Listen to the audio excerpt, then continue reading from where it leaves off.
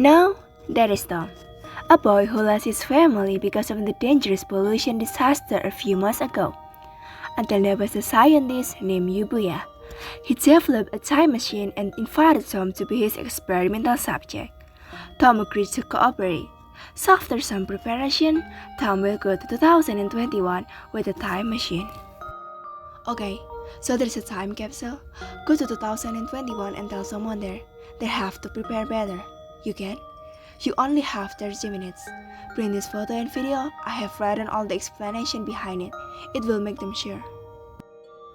Tom shook his head and bowed it. Then he goes into the time machine. After Yubuya set him ready, Tom traveled to 2021.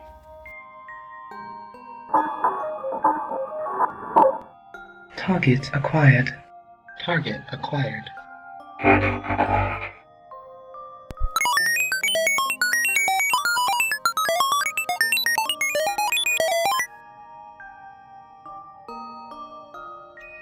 After that, Tom finally moved to 2021. He realized that he is in Professor Yubuya's room. It's just that this room still looked new and nice. The door to the room then suddenly opened. He saw Professor Yubuya, who was still the same age as him.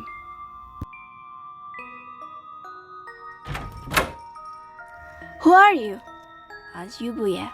He's shocked. "Wait, I'm Tom. I'm from 2060. I know this sounds crazy, but I'm really from the future. Look at this. These are photos and video from the future. The future is in danger.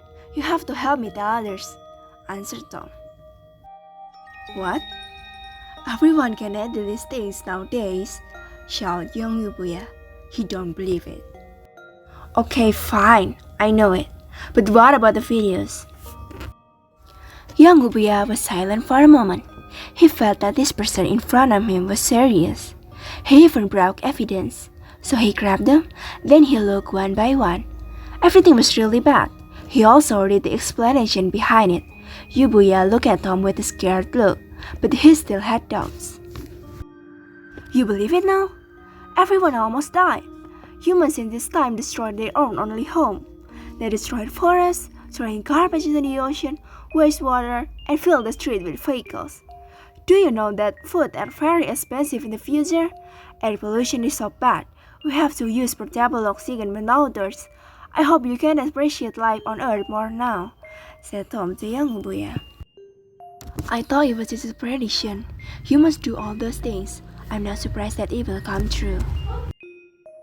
"Yeah, if everyone could care, this reality will never happen." "Wait, if you come from that year, what can I do to save it?" "Please help me to make many people realize. Tell everyone, love the earth, respect the earth. Simple steps like this can save life on earth. You have to know that. I have to go now." And after that, Tom went to the room the first time he came. He disappeared after that. Young Yubuya was shocked to see him disappear. Yubuya still wondering, is it true that such a future will happen? Now they need our help. We don't want a future like that, right?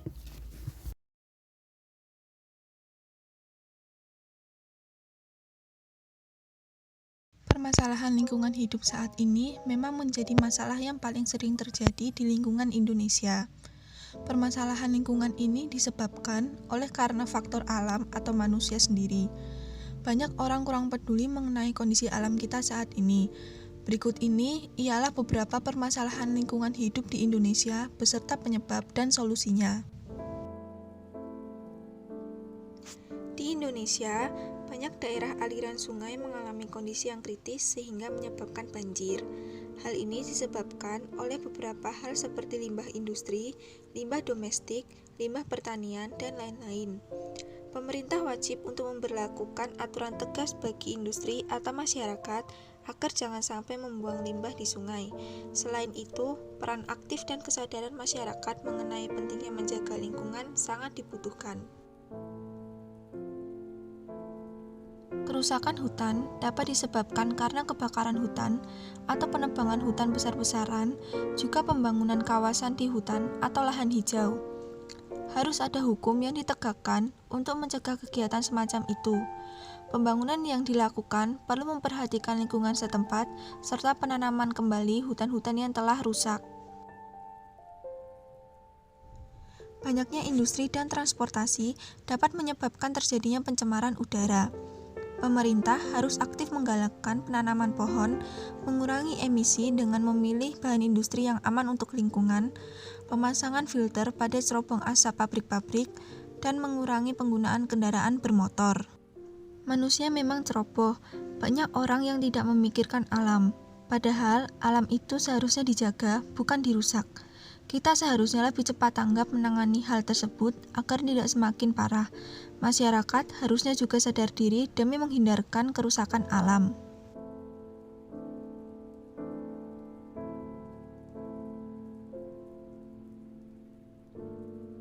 Sebagai makhluk ciptaan Tuhan, kita perlu bersyukur karena Tuhan telah memberikan lingkungan alam yang baik untuk kita. Salah satunya ialah dengan menjaga dan merawat alam. Bagi kita, khususnya warga negara Indonesia, Tuhan telah memberikan alam yang tidak memiliki ujung. Kita harus menjaganya dari tangan-tangan manusia yang terkadang rakus dan bersalah. Selagi kita menjaga alam, kita juga harus membangun masa depan pula. Ada 3 prinsip yang dapat kita pegang ketika kita mempersiapkan masa depan. Antara lain, motivasi harus berdasarkan kasih. Serahkanlah keinginan kita kepada Allah, dan biarkanlah Dia mengarahkan masa depan kita. Serta, belajarlah memperhatikan kebutuhan orang-orang di sekitar kita. Jangan hanya sibuk dengan ambisi masa depan kita. Mungkin kita memiliki motivasi-motivasi yang tinggi, seperti ingin mendapatkan kehidupan yang sukses, kekayaan tinggi. Namun, terkadang karena ambisi tersebut, kita merugikan alam. Mungkin ada saja yang ingin memiliki kekuasaan atau kekayaan yang besar, sehingga berpikir untuk mengeksploitasi alam hanya untuk mencari keuntungan semata. Biarkanlah Allah mengarahkan kita. Rencana Tuhan itu berdasar kasih dan sempurna. Peduli dengan lingkungan alam sekitar, karena merawat dan menjaga alam sekitar merupakan tanggung jawab kita. Jika nantinya alam rusak, maka kita tidak dapat menikmati keindahan alam lagi di masa depan. Sadarilah bahwa hal yang kita miliki sekarang sebagian besar datang dari alam. Pedulilah juga dengan orang-orang di sekitar kita. Janganlah kita egois dan berambisi secara tidak sehat.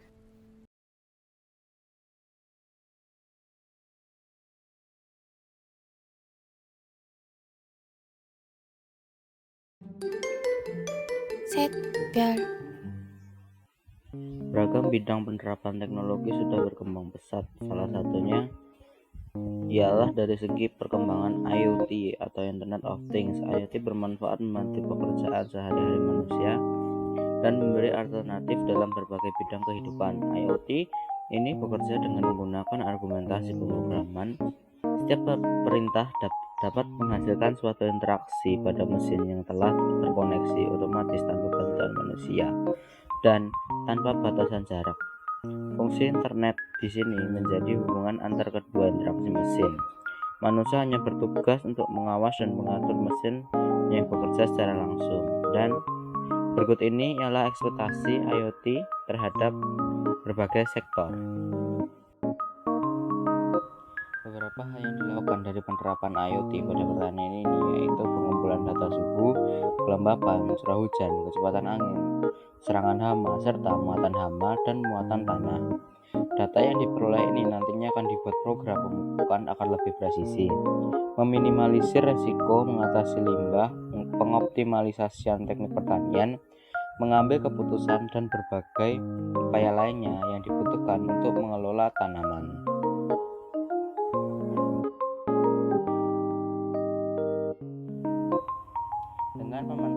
IoT, perangkat-perangkat akan integrasi dengan internet. Setelah itu mesin dan jaringan berinteraksi untuk menyeimbangkan pembangkit listrik sehingga menggunakan energi menjadi hemat dan efektif. Pemanfaatan IoT ini juga bisa untuk aktivitas fungsi penjadwalan seperti untuk menyalakan ataupun mematikan mesin pemanas, mengendalikan suhu oven, mengatur pencahayaan, dan lain sebagainya.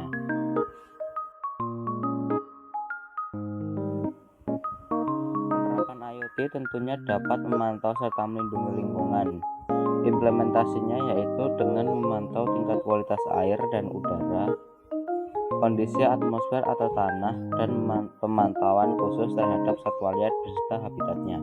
IoT juga bisa bermanfaat dalam penanggulangan bencana berupa sistem peringatan tsunami atau gempa bumi, juga sebagai alarm bila tingkat polusi naik sehingga masyarakat lebih waspada dan dapat mengurangi korban jiwa.